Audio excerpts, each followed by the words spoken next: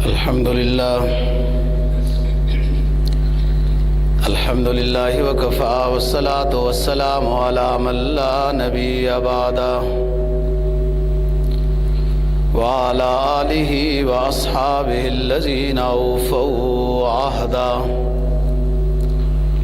الذين هم خلاصة العرب الأربع وخير الخلائق بعد الأنبياء. أما بعد فأعوذ بالله من الشيطان الرجيم. بسم الله الرحمن الرحيم. وما أرسلناك إلا رحمة للعالمين. قال النبي صلى الله عليه وسلم: أنا رحمة مهداة. صدق الله العظيم وصدق رسوله النبي الأمي الكريم ونحن على ذلك لمن الشاهدين والشاكرين والحمد لله رب العالمين. 17ویں پارے کی ایک آیت کریمہ اور جناب نبی پاک صلی اللہ علیہ وسلم کا ایک فرمان تلاوت کیا ہے، جس کا مفہوم یہ ہے، اللہ رب العزت فرما رہے ہیں کہ اے نبی، ہم نے آپ کو تمام جہانوں کے لیے رحمت بنا کر بھیجا ہے. تمام عالم سے مراد دنیا کا، آخرت کا، میدان حشر کا، عالم برزخ کا، ماں کے پیٹ کا، یہ سب عالم جدا جدا ہیں. سب عالم کے لیے رحمت بنا کے بھیجا ہے. دوسرا مفہوم عالم کا کہ ایک انسان عالم ہے، ایک جن عالم ہے، ایک جانور عالم ہے. یہ مختلف مخلوق ہے جو کائنات میں، یہ ہر مخلوق کے لیے اے نبی ہم نے آپ کو رحمت بنا کے بھیجا ہے. جناب نبی پاک صلی اللہ علیہ وسلم کا جو فرمان تلاوت کیا ہے، آپ نے فرمایا کہ انا رحمت مہدات، کہ مجھے اللہ نے رحمت بنا کے بھیجا ہے اور ہدایت دینے والا پیغمبر بنا کر بھیجا ہے. ربیع الاول کا مہینہ شروع ہوا ہے. اسی مناسبت کے ساتھ جناب نبی پاک صلی اللہ علیہ وسلم کے کچھ مناقب عرض کرنے کی نیت ہے، اور مقصد یہی ہے کہ یہ جو تذکرہ ایک پرانا ہی تذکرہ ہے، 1400 سال ہو گئے اسلام کے نبی پاک صلی اللہ علیہ وسلم کے دنیا میں آنے کے. اس تذکرے کا تکرار کیا جائے. اللہ اور اللہ کے رسول کے تذکرے کے تکرار سے بھی فائدہ ہوتا ہے، ایمان تازہ ہوتا ہے، سنت پر عمل کرنے کا جو بجھا ہوا جذبہ ہے وہ بیدار ہوتا ہے، اور اسی میں ہماری نجات ہے. جناب نبی پاک صلی اللہ علیہ وسلم کے مناقب کا احاطہ ممکن نہیں ہے. آپ صلی اللہ علیہ وسلم کی زندگی کا ہر شعبہ وہ رحمت ہے، ہدایت ہے. آپ کی خوبیوں اور اوصاف کا احاطہ کوئی بھی نہیں کر سکا. جس کو شیخ سعدی رحمہ اللہ تعالیٰ نے اپنی کتاب بوستان میں یہ کہا ہے نا کہ لا یمکن الثناء کما کان حقہ، بعد از خدا بزرگ توئی قصہ مختصر، کہ اے نبی آپ کی تعریف ممکن نہیں ہے کہ ہم کر سکیں. بس خلاصہ یہ ہے کہ اللہ کے بعد سب سے اونچا مقام آپ کا ہے۔ میں نے گزشتہ کسی بیان میں ابو الفاظ ابن الفاظ ایک شاعر کی بات نقل کی تھی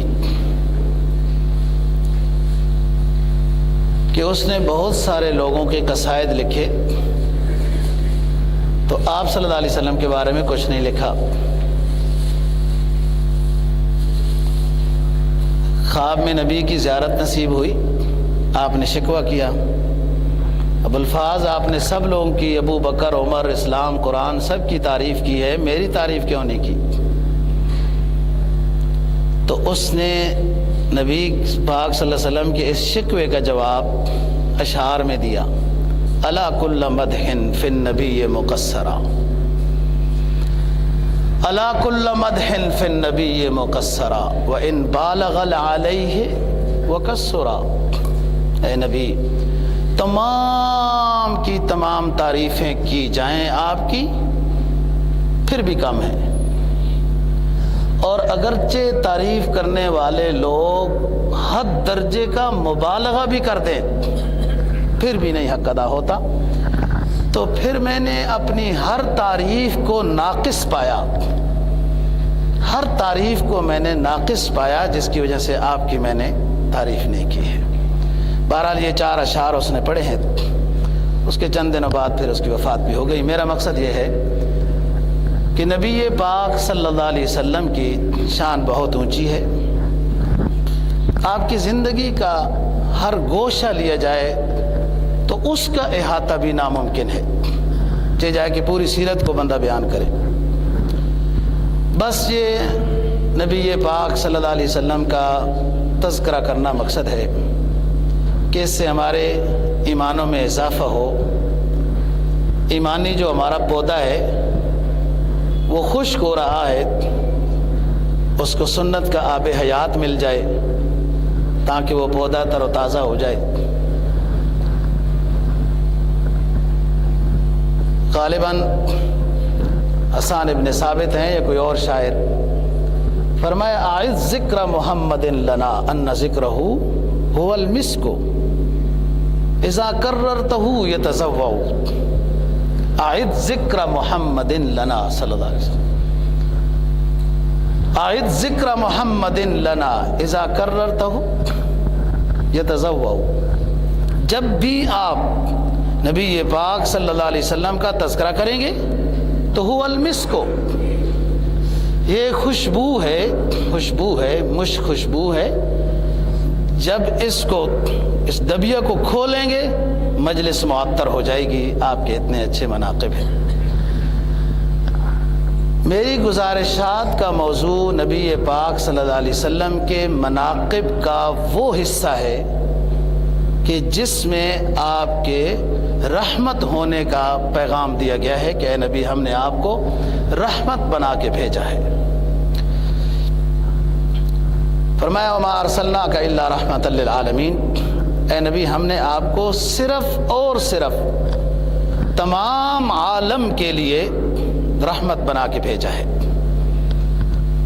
نبی کی بات کو ماننا، توحید اور رسالت کا اقرار کر لینا، کفر اور شرک سے توبہ کرنا سب سے بڑی رحمت ہے کہ ایک شخص جس پر جہنم واجب تھی اب جنت واجب ہو گئی نبی کی برکت سے، یہ رحمت ہے۔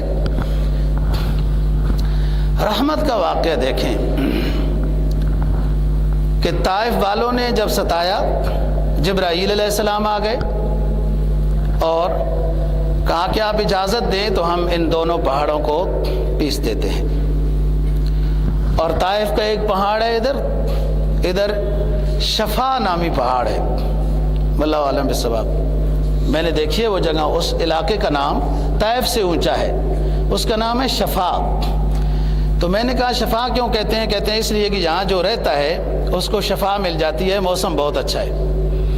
درمیان وادی میں میقات بھی ہے جو سیل صغیر سیل کبیر کے نام سے میقات ہے، جہاں سے حاجی احرام باندھتے ہیں، اور یہی وہ میقات ہے جس سے تھوڑا سا آگے جاتے ہیں تو قبیلہ بنو سعد آباد ہے جہاں کی حضرت حلیمہ سعدیہ رضی اللہ تعالی عنہ تھی۔ یہ دو پہاڑ ہیں، درمیان میں طائف کا علاقہ ہے، طائف بستی ہے، تو ہم آپ کے لیے انہوں نے آپ کو تکلیف دی ہے تو ان دونوں پہاڑوں کو آپس میں ملا دیتے ہیں۔ نبی پاک صلی اللہ علیہ وسلم نے فرمایا کہ نہیں، فَإِنَّهُمْ قَوْمٌ لَا يَعْلَمُونَ، یہ لوگ مجھے جانتے نہیں ہیں، ہو سکتا ہے ان کی نسلیں جان جائیں، ان کو تباہ نہ کرو۔ جبکہ آپ کی زندگی کی تاریخ کا یہ وہ دکھیا واقعہ ہے کہ جس میں اتنا خون آپ کا بہا ان کے پتھر مارنے کی وجہ سے کہ آپ کے جوتے مبارک خون سے بھر گئے تھے، اور پھر خون جب خشک ہوا تو آپ کے پاؤں جوتے کے ساتھ چپک گئے تھے۔ یہی وہ واقعہ ہے جس میں آپ بے ہوش بھی ہوئے، اور جس جگہ پہ آپ بیٹھے تھے اور اس نینوا بستی والے ساتھی نے آپ کو انگور پیش کیا تھا، وہاں چھوٹی سی ایک مسجد بنی ہوئی ہے، لیکن بنو ثقیف کا وہ محلہ جن لوگوں نے آپ کے اوپر پتھر برسائے تھے، وہ آج بھی وہ محلہ ویرانی کا شکار ہے، لگتا ہے کوئی رہتا ہی نہیں ہے۔ آپ کی رحمت ہے۔ جبکہ اس موقع پر آپ صلی اللہ علیہ وسلم نے اللہ کے سامنے کچھ باتیں کی تھی، وہ کہ آپ نے مجھے نبی بنایا، ایسے لوگوں کے حوالے کر دیا جو میرے اوپر پتھر برسا رہے ہیں، میری کون سی ادا میرے رب آپ کو پسند نہیں آئی جس کی وجہ سے مجھے یہ سزا دی جا رہی ہے۔ یعنی اس طرح کے جملے تھے۔ ظاہر ہے جو اونچے لوگ ہیں وہ اللہ کے سامنے اس طرح کی بات کر سکتے ہیں۔ یعنی آپ اتنے پریشان ہوئے تھے، جبرائیل آئے عذاب کا پیغام لے کر، آپ نے اجازت نہیں دی کیونکہ آپ رحمت للعالمین۔ غزوہ بدر میں 70 مارے گئے، 70 قیدی پکڑے گئے، جن میں بڑے بڑے سردار جو مارے گئے، جو بڑے سردار بچ گئے وہ پکڑے گئے، گرفتار ہو گئے۔ مشورہ ہوا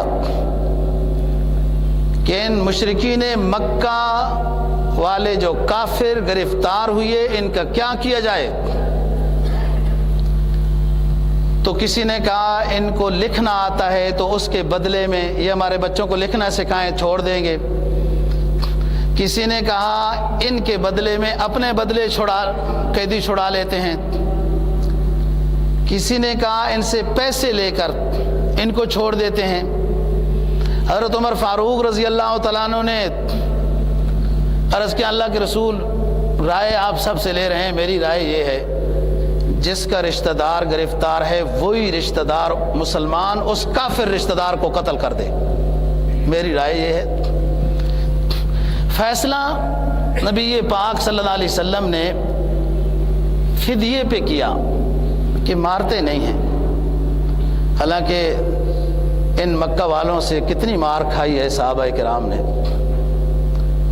سارے واقعات ایک طرف، صرف سمیہ رضی اللہ تعالیٰ عنہ کی جو موت ہے، پورے مشرکین کو مار دیا جائے تو اس کا بدلہ نہیں ہو سکتا۔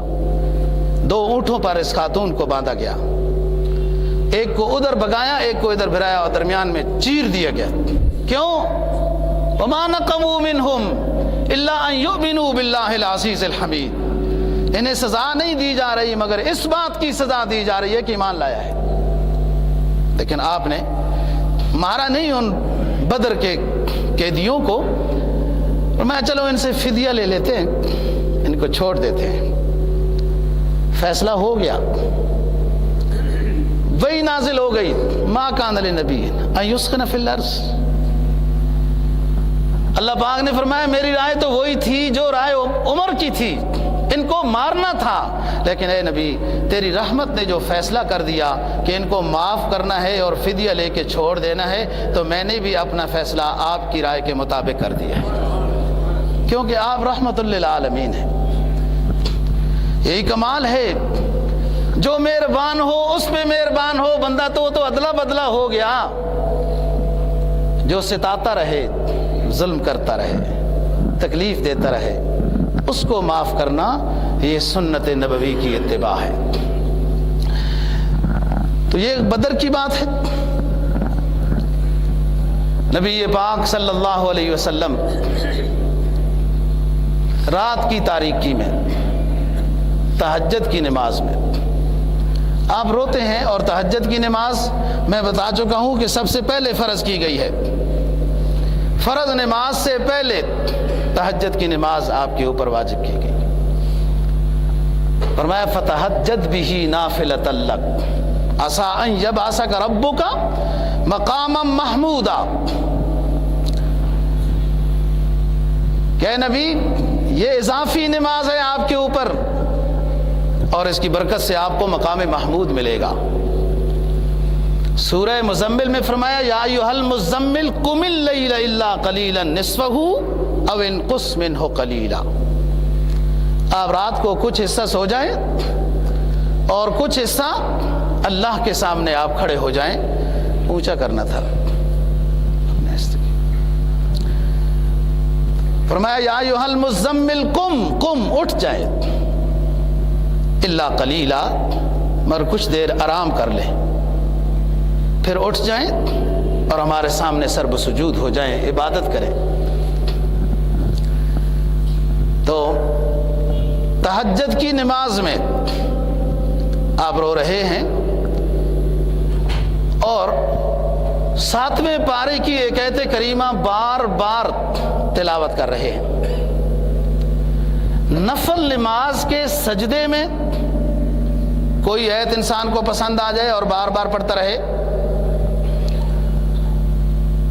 تو جائز ہے۔ نفل نماز کی رکعت میں کوئی آیت پسند آ جائے اور بار بار پڑھتا رہے جائز ہے، نفل نماز ہے۔ فرمایا ان تعذبهم فإنهم عبادك ان تعذبهم فإنهم عبادك وإن تغفر لهم فإنك أنت العزيز الحكيم۔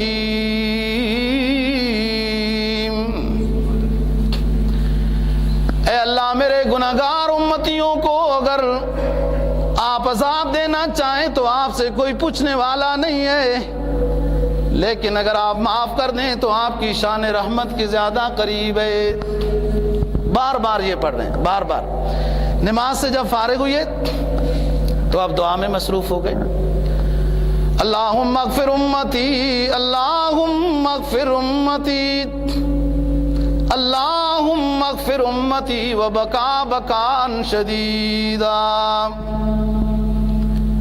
نماز کے بعد دعا میں اے اللہ میری گناہگار امت کی معافی کر دے، اے اللہ میری گناہگار امت کی مغفرت کر دے، اور پھر بہت زیادہ رونے لگ گئے۔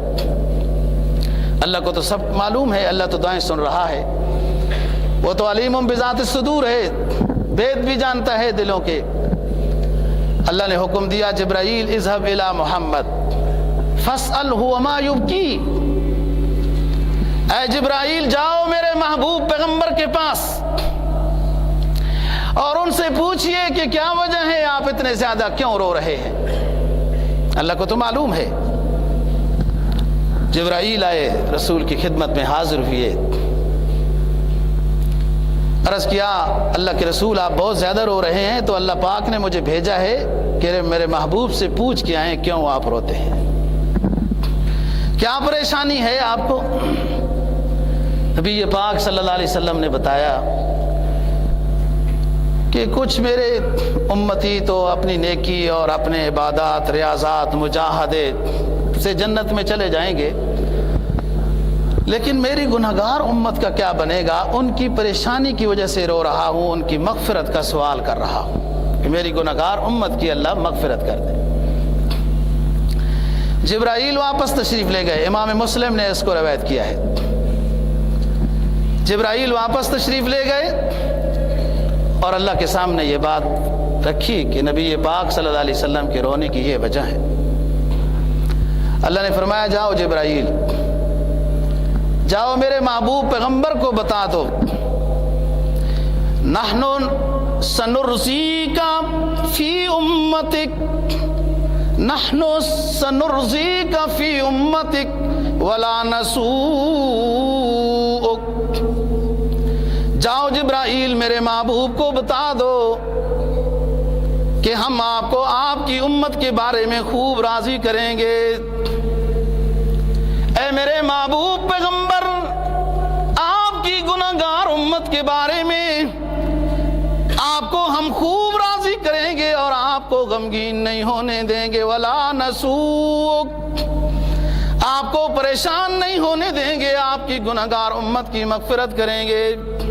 जिब्राईल आए, आयात लेके आए, वज़्ज़ुहात वल्लैलि इज़ा सजा मा वद्दाका रब्बुका व मा कला वलल्लाखिरतु खैरुल लक मिनल ऊला वलसौफ युतीका रब्बुका फतर्ज़ा वलसौफ युतीका रब्बुका फतर्ज़ा। ऐ अल्लाह के महबूब पैगंबर, अल्लाह पाक फरमा रही हैं कि हम आपको अनकरीब राजी करेंगे और खूब राजी करेंगे, आपकी उम्मत के बारे में आपको परेशान नहीं होने देंगे। नबी पाक सल्लल्लाहु अलैहि वसल्लम ने जिब्राईल के सामने एक जुमला दोहराया और नज़ाकत में इमामुल अंबिया, अल्लाह का महबूब पैगंबर जो है, इमामुल अंबिया जो है, सैयदे कौनैन जो है, नज़ाकत में एक जुमला कहा कि मैं अपने रब से उस वक़्त तक राजी नहीं होऊंगा जब तक मेरा एक उम्मती भी जहन्नम में जा रहा होगा। मैं अल्लाह से मुनाजात में लगा रहूंगा, मैदान हशर में दुआओं में मसरूफ रहूंगा जब तक मेरा एक उम्मती जो सहीउल अकीदा हुआ, जिसने शिरक नहीं किया तौहीद में, जिसने बिदत नहीं की मेरी सुन्नत में, लेकिन गुनहगार है, मैं उसको छुड़ा के अल्लाह से राजी होऊंगा। ये नबी पाक सल्लल्लाहु अलैहि वसल्लम की दोस्तों शान रहमत है। आपकी जिंदगी की तमाम दुआएं आप देखें तो सब दुआएं नबी पाक सल्लल्लाहु अलैहि वसल्लम की अपनी उम्मत की फिक्र के बारे में है, उनको तबलीग के बारे में है, नेकी का रास्ता बताने के बारे में है, आखिरत संवारने के बारे में है, दुनिया संवारने के बारे में है, और शफकत का पहलू गालिब है, रहमत का पहलू गालिब है, मेहरबानी का पहलू गालिब है। नबी पाक सल्लल्लाहु अलैहि वसल्लम की बरकत से दोस्तों अल्लाह ने तमाम अपने तमाम इनामात दुनियावी हों या उखरवी हों, वो नबी के वास्ते से अल्लाह ने उम्मत को अता की है। और इमाम तिरमिज़ी ने इस रवायत को नकल किया है, नबी पाक सल्लल्लाहु अलैहि वसल्लम ने फरमाया, अल्लाहु अल मोती व अनल कासिम, अल्लाह अता करता है, मैं तकसीम करता हूं। नबी पाक सल्लल्लाहु अलैहि वसल्लम की बरकत से दोस्तों इस इंसान को इंसानियत मिली है, इसको रहना सहना नसीब हुआ, उठना बैठना नसीब हुआ, गुफ्तगू का ढंग आया, नहाना धोना, तहारत और पाकी का सलीका नसीब हुआ। नबी पाक सल्लल्लाहु अलैहि वसल्लम ने सब हिदायत दी हैं। ये लोग तो दरिंदा थे जहां जिस इलाके में आपको भेजा गया है, डाकू थे, इंसानियत के कातिल थे। ये वो पहले नहीं थे जो बच्चों को कत्ल करने वाले थे, उससे पहले भी थे कोई बच्चों को कत्ल करने वाले। अल्लाह आलम तारीख लिखती है कि नमरूद ने भी बच्चों को कत्ल करने का हुक्म दिया था, कि नजूमियों ने उसको बताया था कि कोई बच्चा हुक्मरान बनेगा, हुक्मरान न भी हुआ तो मुबल्लिग इस्लाम बनेगा, तेरी हुकूमत ख़राब हो जाएगी। वो बच्चा तो अल्लाह ने इब्राहीम की शक्ल में जाहिर कर दिया, लेकिन नमरूद ने बच्चों को भी कत्ल किया था। फिर फिरौन आया, اس نے اس درندگی پر عمل کیا۔ واللہ عالم نجومیوں نے کہا یا جس نے بھی کہا تو بچوں کو قتل کرتا رہا۔ کسی نے کہا تھا کہ ان میں سے بنی اسرائیل کے بچوں میں سے کوئی بچہ آپ کی حکومت کے زوال کا سبب بنے گا۔ ہوا تو ایسا ہی ہے، لیکن بچوں کو تو قتل کیا تھا۔ نمرود نے بھی حکومت کے ڈر کی وجہ سے بچوں کو قتل کیا تھا۔ فرعون نے بھی حکومت کی ڈر کی وجہ سے بچوں کو قتل کیا تھا۔ اور مشرکین مکہ جو درندے تھے، انہوں نے داماد بنانا عار سمجھا تھا کہ جس کی وجہ سے بچیوں کو زندہ کرتے تھے۔ مکہ مکرمہ میں آج تک وہ قبرستان موجود ہے دوستو، جدھر عمارت دار التوحید ہے، اور قباء کی طرف جو راستہ جاتا ہے، قباء کی طرف، جنرل قباء، جرول قباء، بہت بڑا علاقہ ہے۔ فہد کے زمانے میں اس کی کھدائی کرنا شروع کی، یہ ایک بڑی قیمتی جگہ ہے، اس میں عمارت بنانی چاہیے، بہت بڑی جگہ ہے، تقریباً 40-50 کنال جگہ ہے۔ تو جب بلڈوزر لگے تو اندر سے بچوں کے رونے کی آواز آ گئی۔ بچوں کو قتل کرنا تو یہ درندوں کا کام ہے، فرعونیوں کا کام ہے۔ اور جو اب سنت، ان کی سنت اب تازہ ہوئی، جو بھی بچوں کو جہاں مارے، بھلے وہ پشاور سکول کے بچے ہوں یا کسی مدرسے کے بچے ہوں، جہاں کہیں بھی کسی کو مارا گیا ظلماً تو وہ زیادتی ہے اور درندگی ہے۔ قرآن کہتا ہے میدان حشر میں ان بچوں کو جو بے گناہ قتل کیے گئے زندہ کیا جائے گا۔ جس نے قتل کیا ہے ان بچوں کو، یہ بچے اپنے قاتلوں کے گرہبانوں کو پکڑیں گے اور چیخیں لگا لگا کے یہ بچے کہیں گے کیوں مارا تھا ہمیں، ہمارا جرم کیا تھا۔ فرمایا وَإِذَا الْمَوْءُودَةُ سُئِلَتْ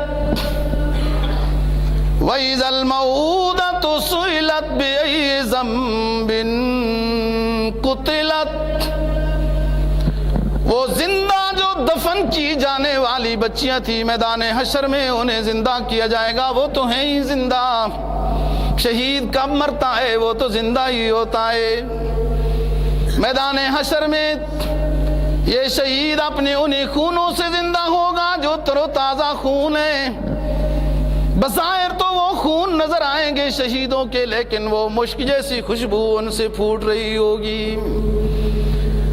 اعلان ہوگا وَإِذَا الْمَوْءُودَةُ سُئِلَتْ بِأَيِّ ذَنبٍ قُتِلَتْ، فرعون نے تو بچوں کو قتل کرایا کہ میری حکومت کے زوال کا سبب بنیں گے۔ نمرود نے بچوں کو قتل کرایا کہ میری حکومت کے زوال کا سبب بنیں گے، قتل کرایا۔ لیکن ان مشرکین بدبختوں نے اپنے بچوں کو قتل نہیں کیا، گڑھا کھود کے زندہ دفن کر دیا۔ بچیاں چیخ چیخ کے کہتی تھیں ابو جی کیوں مارتے ہیں، کیوں کھڈا کھودتے ہیں۔ ایک بچی کہتی ہے ابو جی آپ کے کپڑے خراب ہو رہے ہیں، کیوں گڑھا کھود رہے ہیں، آپ کے کپڑے ابو جی خراب ہو رہے ہیں، ان کو میں جھاڑ دیتی ہوں۔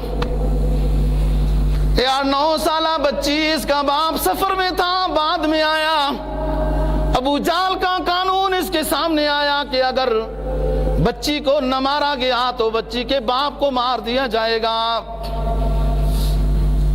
اس پریشانی کے عالم میں یہ 8 سالہ بچی کا باپ بچی کے سامنے گڑھا کھود رہا ہے۔ او بچی ہر دل عزیز، جس بچی کو مقام دیا سرکار دو جہاں صلی اللہ علیہ وسلم کے اسوہ حسنہ نے، جس بچی کے پاؤں کے نیچے جنت رکھ دی، جس بچی کے حیا والے دوپٹے میں حوروں کے پیغام اور خوشبو رکھ دی، اس بچی کو مقام دیا سرکار دو جہاں صلی اللہ علیہ وسلم نے، اور یہ باپ اپنی بچی کو زندہ دفن کرنے کا پروگرام بنا رہا ہے۔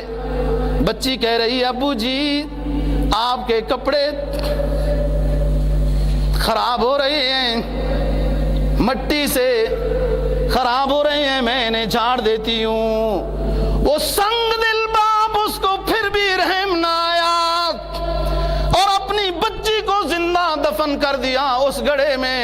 یہی بچی دوبارہ اٹھائی جائے گی اور اعلان ہوگا وَإِذَا الْمَوْءُودَةُ سُئِلَتْ بِأَيِّ ذَنبٍ قُتِلَتْ. یہ بچیاں زندہ کی جائیں گی اور اپنے قاتلوں کو پکڑیں گی اور یہ پوچھیں گی کس جرم میں ہمیں دفن کیا گیا زندہ, ہمارا قصور کیا تھا.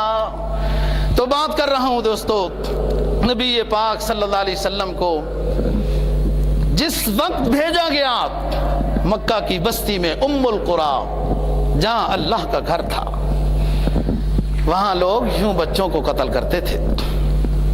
اللہ نے نبی پاک صلی اللہ علیہ وسلم کو رحمت بنا کے بھیجا ہے.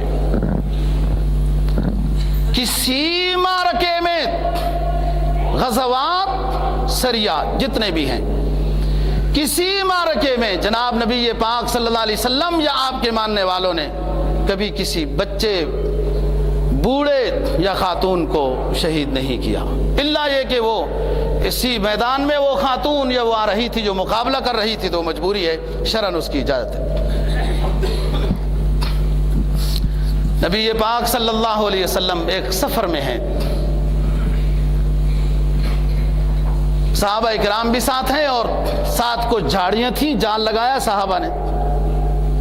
دلائل النبوہ والے بزرگوں نے اس حدیث کو نقل کیا ہے کہ تھوڑی دیر میں ایک آواز آ رہی ہے, فنادا منادن یا رسول اللہ یا رسول اللہ. آپ نے جب توجہ کی تو ایک جال سے آواز آ رہی ہے اور جال میں ہرنی مادہ ہرن وہ پھنسی ہوئی تھی. نبی پاک صلی اللہ علیہ وسلم نے فرمایا ما حاجتک, کیوں پکار رہی ہے, آپ کی کیا ضرورت ہے, کیا پریشانی ہے؟ تو وہ کہنے لگی مجھے جال میں پھنسا لیا گیا ہے لیکن میری ایک درخواست ہے, ان لی حشفین فی ھذا الجبل, اس پہاڑ میں ایک سائیڈ میں میرے 2 چھوٹے چھوٹے بچے ہیں, وہ دودھ کا انتظار کر رہے ہوں گے. میں آپ سے درخواست کرتی ہوں اللہ کے رسول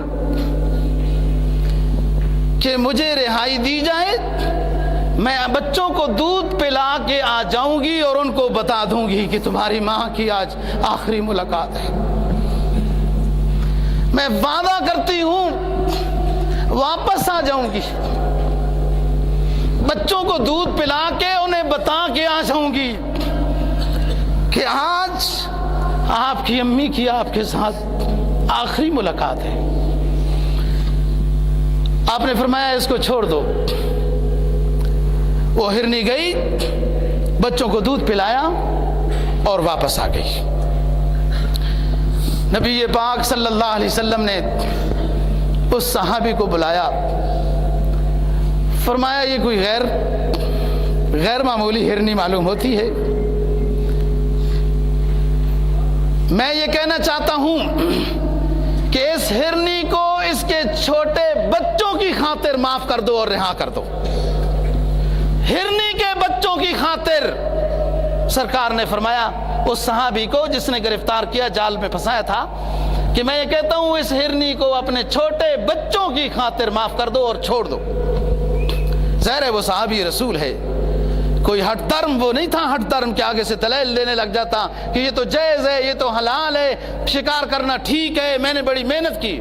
صحابہ کی یہ بات نہیں تھی دوستو, یہ تو وقاف حدود اللہ تعالی, کانو وقاف حدود اللہ تعالی. اللہ اور اللہ کے رسول کی بات جب آ جاتی تھی صحابہ اسی جگہ برف بن جاتے تھے. بس اپنی رائے کوئی نہیں, نبی نے جو فرما دیا بس. سمجھ میں آئے یا نہ آئے بات, نبی اور اللہ کی بات, اس کی حکمت سمجھ میں آئے یا نہ آئے دوستو, ہمارے لیے اسی میں خیر ہے. ہماری کیا عقل ہے, ہم کیا سمجھ سکتے ہیں. جب آپ نے چھوڑ دیا اس کو, وہ کھڑی ہو گئی. فرمایا فخرجت تعدو, جب چھوڑی گئی چلنے لگی اور اونچی آواز کے ساتھ یہ کہنے لگی اشہدو ان لا الہ الا اللہ، اشہدو ان لا الہ الا اللہ وانت رسول اللہ، میں اللہ کی وحدانیت کا اقرار کرتی ہوں اور رحمت کے بھرے ہوئے پہ کر آپ اللہ کے رسول ہیں، آپ کی رسالت پر اقرار کرتی ہوں۔ چلی گئی وہ ہرنی، نبی پاک صلی اللہ علیہ وسلم، عبداللہ بن مسعود رضی اللہ تعالیٰ عنہ روایت کرتے ہیں ہم ایک سفر میں سرکار کے ساتھ تھے، تو ایک جگہ پہ بچے بیٹھے تھے چڑیا کے، ہم نے وہ پکڑ لیے، تھوڑی دیر میں چڑیا آ گئی اور وہ کچھ چوں چوں کرنے لگی۔ نبی پاک صلی اللہ علیہ وسلم نے فرمایا بھائی سنو، یہ چڑیا شکایت کر رہی ہے کہ میرے چھوٹے بچوں کو چھوڑ دو، نہیں چھوڑتے ہو تو مجھے بھی گرفتار کر لو، مجھے اپنے بچے یاد آ رہے ہیں، یہ چڑیا میرے سامنے شکوہ لے کے آئی ہے، جس کے پاس اس کے بچے ہیں وہ بچوں کو چھوڑ دو، بچوں کو کیوں پکڑتے ہو؟ بچے تو انسان کے بچے تو بہت قیمتی ہوتے ہیں، بہت پیارے ہوتے ہیں، بہت معصوم ہوتے ہیں، یعنی حرام جانور کے بچے بھی انسان کو معصوم نظر آتے ہیں۔ دیکھو بلی حرام ہے وغیرہ، اس بلی کو بھی کوئی نہیں مرتا جو درد دل رکھتا ہو، تو آپ صلی اللہ علیہ وسلم نے رہا کر دی۔ زماد یمنی، اس زمانے میں ایک عامل تھا زماد یمنی، نبی پاک صلی اللہ علیہ وسلم کی مکی زندگی کا یہ دور ہے، مکی زندگی کہ جو نہیں مانتے تھے تو وہ کہتے تھے کہ الیاذ باللہ یہ جادوگر ہے، یا اس کے اوپر جادو ہوا ہے اس لیے یہ صحیح باتیں نہیں کرتا، یا تو یہ جادوگر ہے یا اس کے اوپر جادو ہوا ہے اس لیے صحیح باتیں نہیں کر رہا یہ شخص۔ یمن اور اس طرف علاقوں میں جب سفر ہوا، یہ بات مشہور یمن میں بھی ہو گئی، وہ زماد یمنی جو اس وقت جھاڑ پھونک والا عامل مشہور تھا، وہ آیا مکہ مکرمہ میں، اس نیت سے آیا کہ میں اس بندے کا علاج کروں گا کہ میں بڑا ماہر ہوں، یہ جھاڑ پھونک واقعتاً اس کے اوپر اگر جادو کا اثر ہے تو دور ہو جائے گا، ٹھیک ہو جائے گا۔ لوگوں سے بات چیت ہوئی، نبی پاک صلی اللہ علیہ وسلم کی خدمت میں حاضر ہوا، بیٹھا، جادوگر کا چہرہ، سرکار دو جہاں صلی اللہ علیہ وسلم کا چہرہ انور، جادو کا چہرہ تو دور سے، جادوگر کا چہرہ تو پہچانا جاتا ہے۔ آ کے بیٹھا، چند ساتھی اور بھی بیٹھے، اس نے ابھی اپنا پروگرام ظاہر نہیں کیا، آپ کا طرز گفتگو دیکھتا ہے، ساتھیوں کی طرف شفقت بھری نظر سے جب آپ صلی اللہ علیہ وسلم دیکھتے ہیں یہ منظر دیکھتا ہے، کوئی سوال کرتا ہے آپ اس کا جواب دیتے ہیں، کوئی دکھ آ کر بیان کرتا ہے کہ حضرت آج مجھے ابو جہل نے مارا ہے، اتنا مارا ہے، مجھے یوں ہو گیا ہے، سوج گیا ہوں، آپ نے فرمایا صبر صبر، ان اللہ مع الصابرین، ان اللہ مع الصابرین، یعنی کسی ظالم کے ظلم کے بدلہ لینے کے لیے کسی ساتھی کو آپ نے نہیں کہا، یہ مکی دور تھا، مجلس برخاست ہو گئی، یہ شخص متاثر ہوتا جا رہا ہے اور ہمت بھی نہیں ہو رہی کہ میں اپنا وہ عمل بتاؤں کہ میں تو اس لیے آیا ہوں، ہمت بھی نہیں ہو رہی۔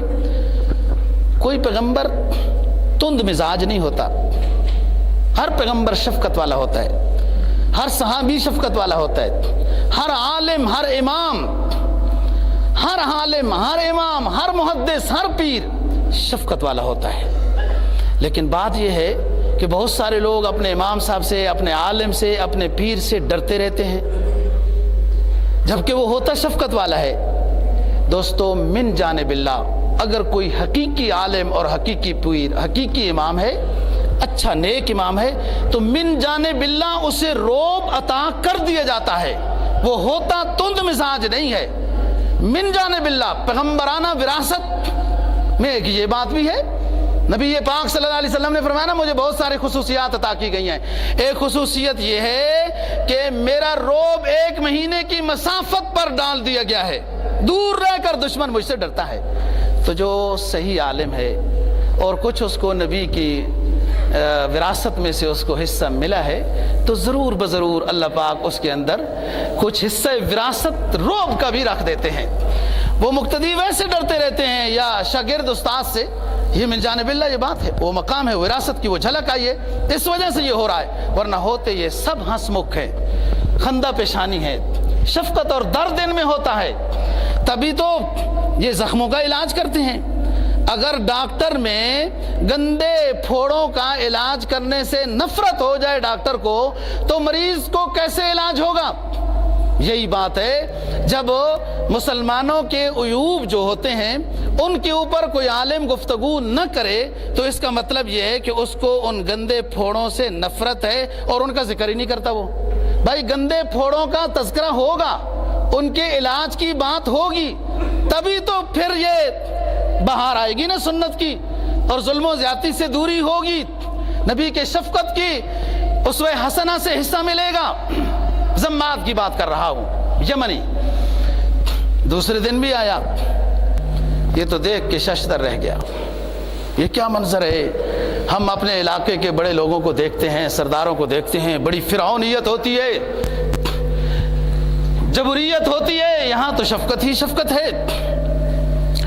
تیسرے دن کچھ ساتھی جب جمع ہوئے تو ایک ساتھی نے درخواست کی کہ حضرت آج کچھ واعظ و نصیحت کی بات ہو جائے۔ آپ نے صرف یہ فرمایا نحمدہ ونستعینہ ونستغفرہ ونؤمن بہ ونتوکل علیہ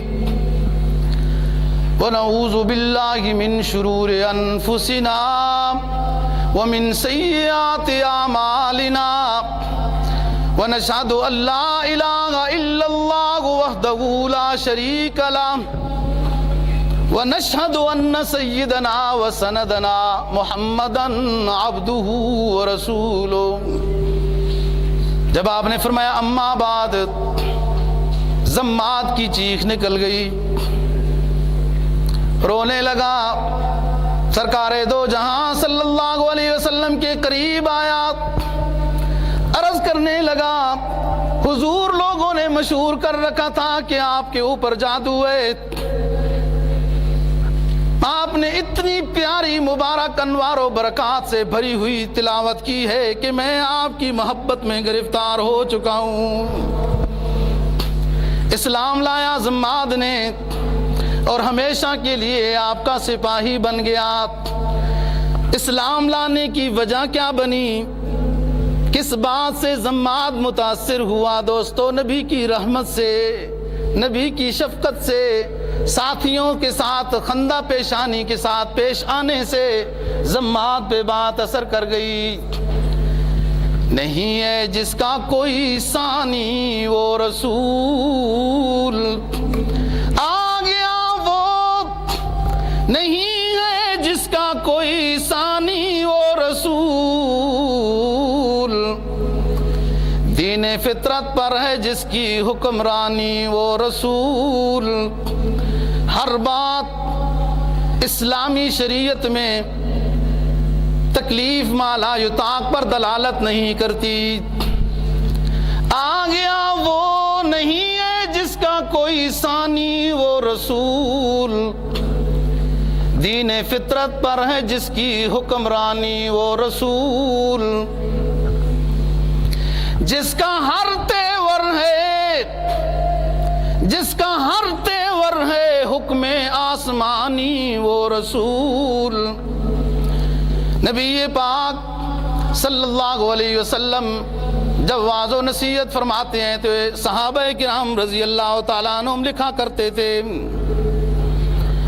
ایک صحابی نے لکھنا چھوڑ دیا، آپ نے بلایا، آپ ہمیشہ قلم دوات لے کے آتے ہو، لکھا کرتے ہو میرے پیام، میرے بیانات، میرے پیغامات لکھا کرتے ہو، اب لکھتے کیوں نہیں ہو؟ اس صحابی نے عرض کیا اللہ کے رسول، مجھے فلاں صحابی نے منع کیا ہے کہ کبھی سرکار غصے میں ہوتے ہیں اور آپ غصے والی باتیں بھی لکھ لیا کرو گے تو وہ بھی شریعت بن جائے گی، اس لیے نہ لکھا کرو۔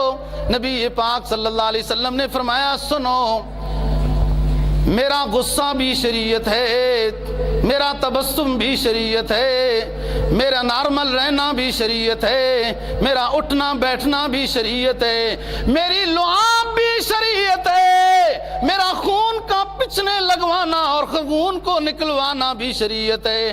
میری ہر بات لکھا کرو، خواہ غصے کی حالت میں ہو تبسم میں ہو، میں کوئی بات اللہ کے اذن کے خلاف نہیں کرتا ہوں۔ قرآن اعلان کرتا ہے سورہ نجم میں وَمَا يَنْطِقُ عَنِ الْهَوَىٰ إِنْ هُوَ إِلَّا وَحْيٌ يُوحَىٰ۔ ہمارے نبی کا ہر قول و عمل ہمارے اذن سے جاری ہوتا ہے، تو ہر بات آپ لکھا کرو۔ فرمایا جس کا ہر تیور رہے، جس کا ہر تیور رہے حکم آسمانی وہ رسول،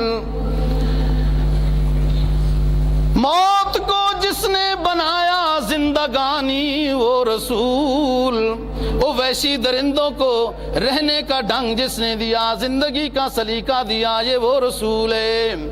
غلبانوں کو عطا کی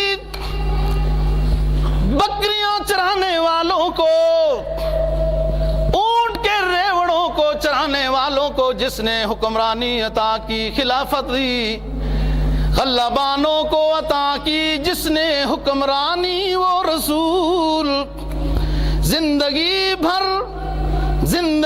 بھر بن کر رہا جو سپاہی وہ رسول صلی اللہ علیہ وسلم۔ تو یہ ذمات ہیں کہ جو متاثر ہوئے نبی پاک صلی اللہ علیہ وسلم سے۔ تو بات یہ ہے دوستو، نبی کا پورا وجود، آپ کا دیکھنا، آپ کا اٹھنا بیٹھنا، ہر چیز ہی امت کے لیے رحمت ہے۔ سمامہ بن اسال، مختصر بات، جاسوسی کرتے ہوئے مدینہ طیبہ میں پکڑے گئے، مکہ سے آئے تھے۔ سمامہ بن اسال مدینہ طیبہ میں گرفتار ہو گئے۔ امام ترمذی نے اس واقعے کو نقل کیا ہے، آپ کے سامنے لایا گیا، آپ نے فرمایا مسجد نبوی کی ستون کے ساتھ باندھ دو اور فلاں فلاں صحابی کی ذمہ داری ہے، اس کو باتھ روم کرائیں، کھانا پیش کریں، جو اس کی ضرورت ہے وہ دیں۔ ہر روز صحابہ پوچھتے ہیں حضرت وہ بندہ باندھا ہوا ہے، اس کو کیا کرنا ہے؟ آپ فرماتے تھے صبر۔ 3 دن ہو گئے، 3 دن کے بعد آپ ایک تھوڑی سی دیر میں سکتے میں اور مراقبے میں جانے کے بعد آپ نے صحابی کو فرمایا سمامہ کو کھول دو اور کہو جاؤ معاف ہے، آپ کو رہا کر دیا۔ مسلمانوں کی جاسوسی کرنے کے لیے آئے تھے، گرفتار ہو گئے۔ اس کو جب چھوڑ دیا تو وہ وہاں سے اٹھ کے نبی پاک صلی اللہ علیہ وسلم کے قریب آ گیا۔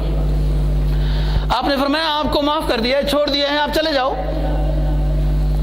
عرض کرنے لگا اللہ کے رسول، آپ نے زہری رسیوں سے مجھے آزاد کر دیا ہے، لیکن آپ کے اخلاق کو دیکھ کے میں اتنا متاثر ہوا کہ ہمیشہ کے لیے آپ کی غلامی میں گرفتار ہو چکا ہوں۔ یہ نبی پاک صلی اللہ علیہ وسلم کی شفقت ہے کافروں کے ساتھ، قیدیوں کے ساتھ، جاسوسوں کے ساتھ۔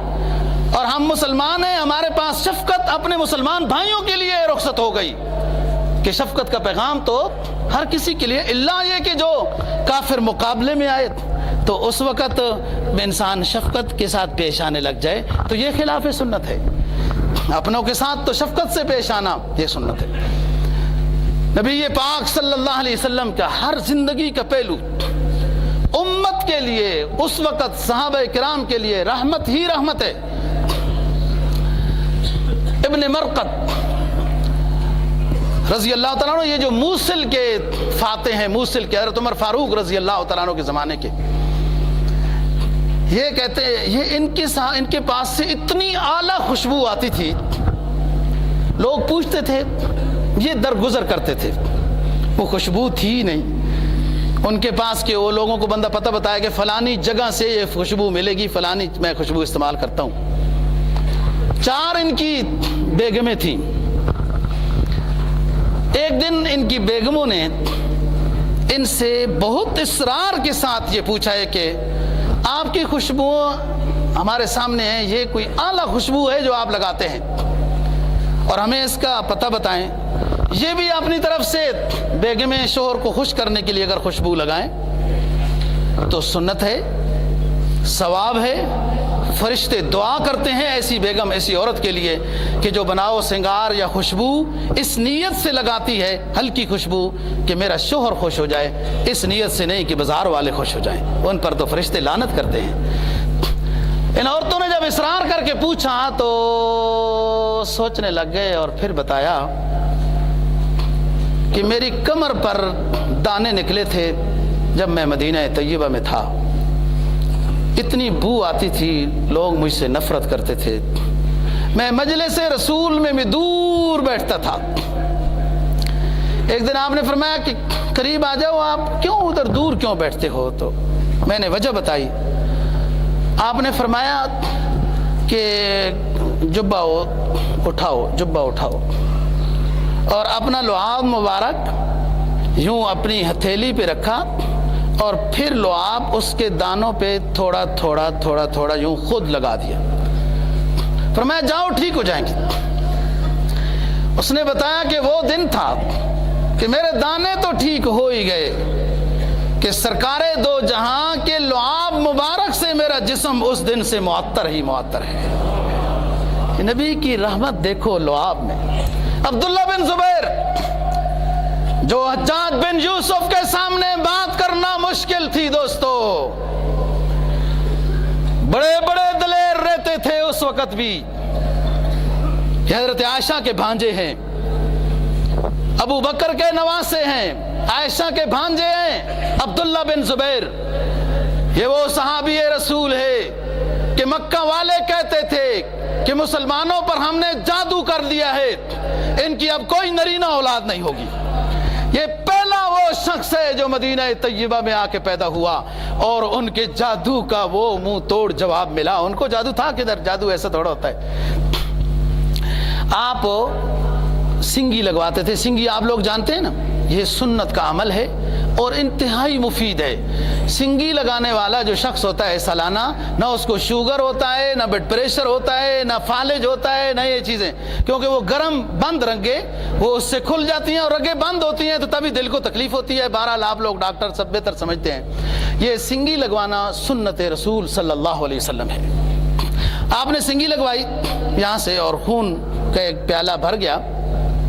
عبداللہ بن زبیر رضی اللہ تعالیٰ عنہ کو آپ نے دیا کہ جاؤ باہر محفوظ جگہ میں اس کو چھپاؤ۔ عبداللہ بن زبیر بچے ہیں، آپ دیکھو 7 سال کے یہ اتنے بچے تھے، باہر گئے، سوچنے لگ گئے۔ دوستو یہ حقیقی عشق تھا، یہ حقیقی محبت میں رنگے ہوئے تھے دوستو۔ یہ لوگ بچے ہیں، کیا سمجھ سکتے ہیں؟ وہ سوچنے لگ گئے باہر جا کر، کہنے لگے پھر نبی کا میں پاک خون زمین پہ کیسے گراؤں؟